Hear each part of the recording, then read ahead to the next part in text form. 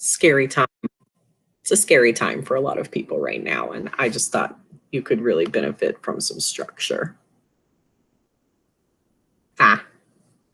Structure. We're gonna talk about structure. It's atomic structure. You hopefully know most of this from middle school, but we're gonna review it, and some of it will probably still be new, but most of it you should know. Okay. All matter is made of atoms. Atoms are the identifying part of matter. You know what kind of matter it is by checking what kind of atom it is. Atoms contain a dense nucleus surrounded by an electron cloud. So here's your dense nucleus. And then this whole area, I'm just going to color it. I'm going to erase it so you can read under it. Don't do this to your paper. I'm just saying this whole area is the electron cloud. Atoms are made up of 3 types of subatomic particles. Subatomic meaning like smaller than an atom. Sub like under, right? Like a submarine goes under the water. Smaller than an atom. You got protons, neutrons, electrons. Hopefully none of those are new words for you. The charge on a proton is +1. They are located in the nucleus. They have a mass of 1 AMU. That AMU stands for atomic mass unit. And it's basically a made-up unit. I mean, all units are made up, but it's a made-up unit that we made up specifically to make it easy and let protons have a mass of 1. So we were pretty much like, what is the mass of 1 proton? Okay, that amount of mass, we're going to call that 1 in this new unit of mass, the atomic mass unit. It's just, it makes the math easier. And we abbreviate protons one of 2 ways. You can just write P+, where the plus is up at the top right, like an exponent. You can also abbreviate it with a 1 on top of another 1, and then the letter P, where the top number here is the mass, and the bottom number here is the charge. Okay, neutrons. What's the charge of a neutron? I always have students who think too fast and they say negative because you see like the NE here and it makes you think of the word negative. That's not what that is, right? Neutrons are neutral, and the number for neutral would be 0. Neutrons are also in the nucleus. They also have a mass of 1 AMU, so convenient. And their abbreviation is an N with a 0 up top and to the right, like an exponent. These are lowercase, by the way. That's a lowercase p and a lowercase n. Or you can do the same kind of interesting charge on top, or sorry, mass on top, charge on the bottom for a neutron, similarly to how we did with a proton. And then electrons have a charge of -1. They are not located in the nucleus. They are located in the electron cloud. Their mass is approximately 0 AMU. I talked about this in another video. They're not technically 0 mass, like they have mass, but the mass is so small compared to a proton or compared to a neutron that you can't really like notice it. You know, like if you like weigh the mass of your dog, like somehow convince your dog to sit still on a scale for a treat or something, and then you clip off like one edge of one toenail, just like a tiny little clip, and then you weigh your dog again, your dog's going to weigh the same thing, right? The scale doesn't know the difference because that little tiny toenail doesn't make enough of a difference in the weight of your entire dog Even if you have like a tiny little chihuahua, the toenail's not going to weigh enough to change what the scale can read. It's the same idea. That electron has mass, like the toenail has mass, but it's so small that you can't really like notice it. So I put that little about symbol there. It's about 0 AMU. Technically, it has a mass, but it's so small that like who even cares? Okay, and then we abbreviate electrons, a lowercase e with a negative sign up and to the right like an exponent. Oh, I just realized I wrote the word on instead of or earlier. Sorry. Or for electrons, you can again put a mass on top and a charge on bottom. So mass of 0, charge of -1 this time. All of the information you need to know about atoms can be found on the periodic table. The identity of an element comes from the number of protons. If you change the number of protons, that actually would change the identity of the element. So if I'm looking at an atom with 6 protons, I know that that atom must be carbon, because on my periodic table, I can see, and I'll show you how to check this in a second, I can see from the periodic table that carbon has 6 protons. So then if I added a proton to that and made it an atom with 7 protons, it would stop being carbon. It would not be carbon anymore. 7 protons would make it nitrogen. It's a totally different element now. So let's talk about what you can find on the periodic table. You've got boxes like these with information in them. That number at the top is the atomic number, which tells you the identity of the element and the number of protons.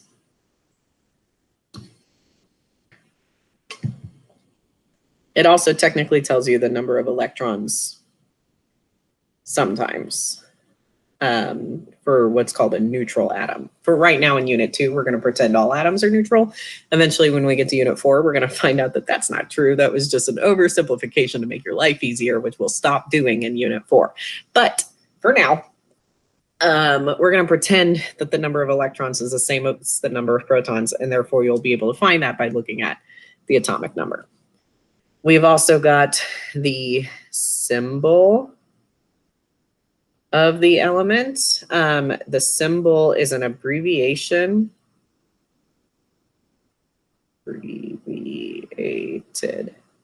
of the element name, and it always starts with a capital letter.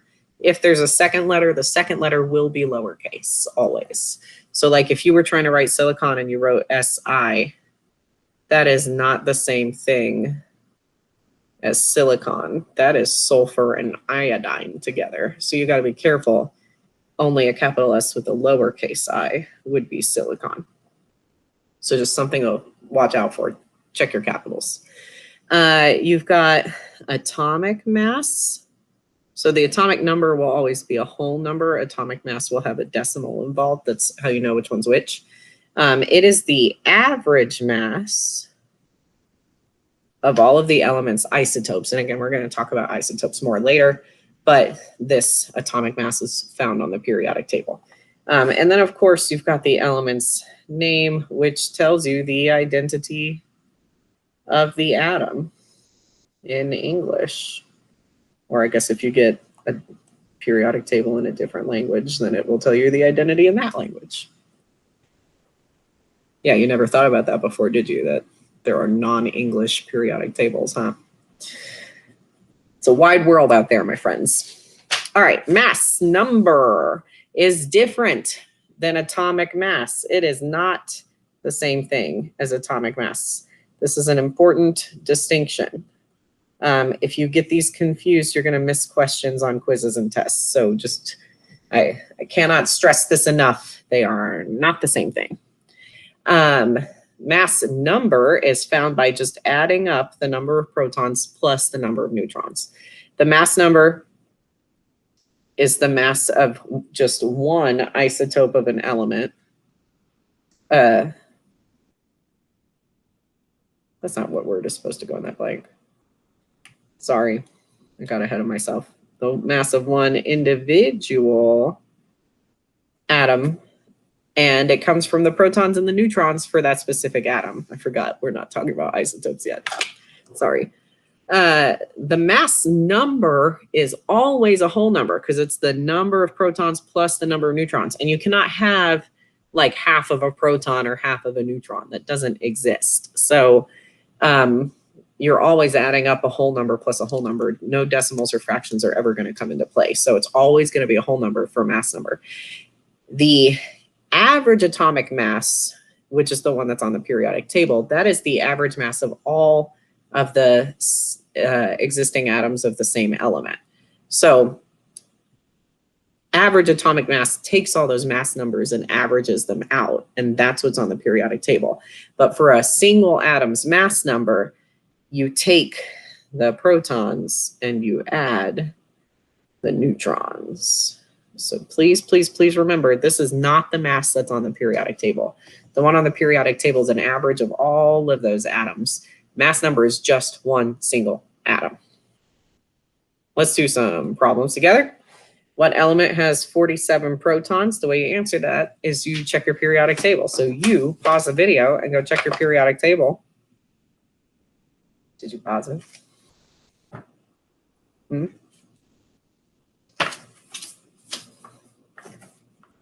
Element number 47. I can't actually tell if I'm getting it in the shot or not, because on my computer it's mirrored and it's very confusing, but it's probably somewhere over there. 47 protons is silver. A neutral atom has 8 electrons. What element is this? Remember, a neutral atom, the electrons will equal the number of protons. So if there are 8 electrons, that means there's 8 protons. And the element with 8 protons, again, check your periodic table. That's oxygen.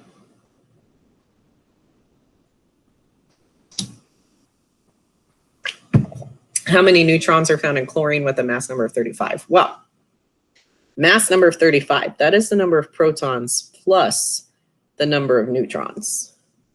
So if you want to find the number of neutrons, then you're going to need to take that mass number minus the number of protons. The mass number they gave us in the question, it's 35. The number of protons, check your periodic table. Chlorine has an atomic number of 17. Did I get it this time? Yeah, I think so. 17 for chlorine. So 35 minus 17. And again, if you really need a calculator, you can just use the one on your phone for this. We're not complicated real calculator math yet, but it's 18. 35 minus 17 is 18. So that's 18 neutrons. The mass number of a carbon atom that has 8 neutrons. So mass number, again, is protons plus neutrons. Carbon, you can go check your periodic table. It's atomic number 6, which means 6 protons plus 8 neutrons. That's a mass number of 14. How does the mass of a proton and an electron compare? A proton is way, way, way bigger than an electron. A proton is 1 AMU, and an electron is so small it's basically 0. And how does the mass of a proton and neutron compare? A proton is equal to a neutron as far as mass goes. They are both about 1 AMU. Okay, now we have a chart where we have to fill in a bunch of stuff, and the only thing we've been told is the number of protons and the number of neutrons. Well, I know that the number of protons is the same as the atomic number, and for now we're pretending it's always the same as the number of electrons also. So if there's 26 protons, there's also 26 electrons and an atomic number of 26. If you want to know what element that is, you go look at your periodic table, find number 26. It's my good buddy iron, which has a symbol of Fe. And then there's now two masses being asked. There's average atomic mass and there's mass number. Those are two different things.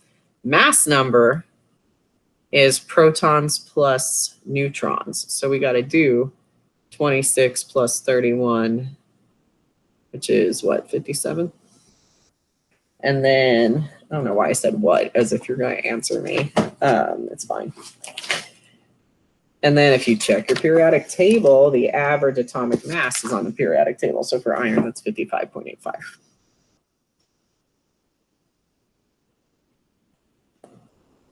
All right. Last thing, we're going to draw.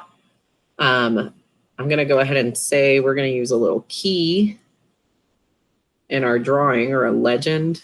Do you call this? I don't know which one you kids call this anymore. A key, a legend, whatever. Where we're going to draw our protons as a circle with a plus sign. An empty circle is going to be a neutron, and a colored in dot is going to be an electron. All right. So that's the key we're going to use. We need to draw boron, which has a mass number of 11. And then we need to decide how many protons, neutrons, and electrons is that going to be. Well, check your periodic table. How many protons does boron have? It's got 5. Number of electrons for now is always going to be the same as the number of protons, also 5. That's what makes it neutral, when all the pluses and minuses balance out. Neutrons, remember, protons plus neutrons equal the mass number, which in this case is 11. And we know we have 5 protons, so how many neutrons are there? 5 plus what equals 11? That would be 6. So we need to draw a nucleus that has 5 protons. Just draw them where it's easy to read. Because when I grade it, what I really care about the most is, did you put the right things in the right spot and the right numbers, but also, can I even read it? So 5 protons, 6 neutrons. Then your electrons go in the electron cloud. I don't know if you remember this from middle school or not, but the first ring of the electron cloud can only hold 2 electrons. And then that ring is full. So if you're trying to get to 5 electrons, you need another ring. It's not a perfect circle, sorry. That's where the other 3 go. And then for sodium, we can do the same thing. If you check your periodic table, you'll find that the number of protons for sodium, the atomic number of sodium is 11, which means we're going to also be doing 11 electrons. And for neutrons, we've got 11 plus something equals 23, because protons plus neutrons equals a mass number of 23. That's going to be how many neutrons? 12. Again, draw it where it's easy for me to read. That's the hashtag goals. So need 11 protons. You feel weird that your chemistry teacher, who you've never met in real life, just used the phrase hashtag goals? For some of you, I'm not even your chemistry teacher. I'm someone else's chemistry teacher. I just made the videos for these units. It's weird, right? What a weird world we're living in. What a dumpster fire. Okay, anyway, draw all your protons and neutrons. Again, for your electrons, that first ring can only hold 2. So you're going to need more on the next ring. I don't know, again, if you remember or not from middle school, but the next ring can only hold 8. Which, if you're keeping count, once you fill the first ring with 2 and the second ring with 8, that's only 10 of your 11 electrons, which means you're going to need a third ring for that last electron to go on. Bam. Yeah, okay. If you check, your next page is labeled independent practice. So, try that yourself. Again, probably I will have assigned you this specifically on Schoology, ? Again, same shirt, same day. I haven't used Schoology yet. It's July for me, so I just don't know. But you'll figure it out. Y'all are technological natives. It's going to be fine. Try those problems on the next page. Enjoy.